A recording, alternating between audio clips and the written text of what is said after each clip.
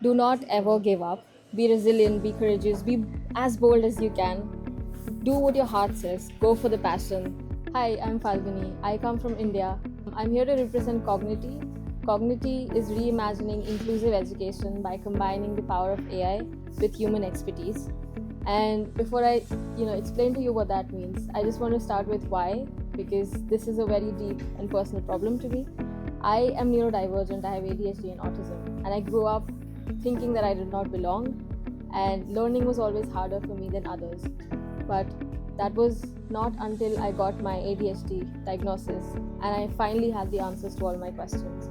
That is why I started my project, Cognity, which is an AI plus human improv platform that caters to institutions that serve children with intellectual disabilities like ADHD, dyslexia, autism, and neurodevelopmental disorder. We primarily work with governments and institutions all across India to equip public schools as well as private schools with the support and resources that they need.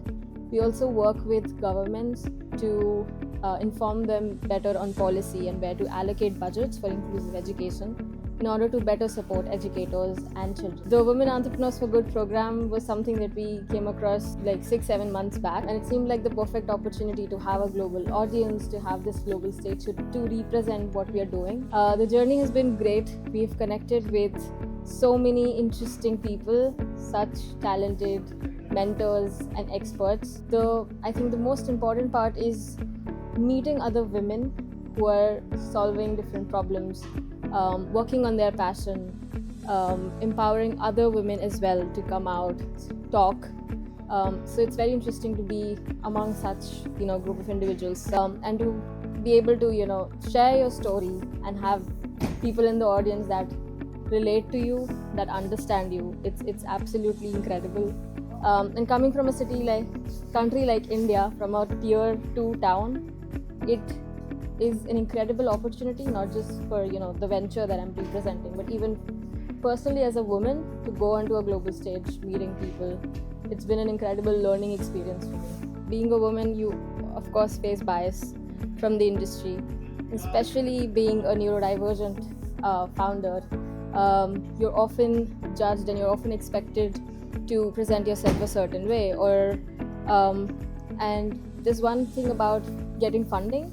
Of course, we all know that women are less likely to get funded as compared to their male counterparts, and especially when you build in an impact sector, because you're expected to be more nurturing as a woman, more selfless, and not care more about building a business or building profits for it. So my advice to any woman, any girl who has aspirations, who has dreams, who wants to work as an entrepreneur, do what your heart says, go for the passion, and be as bold as you can be, because the world doesn't care. You have to go and make your space. And until you raise your voice, people are going to ignore you.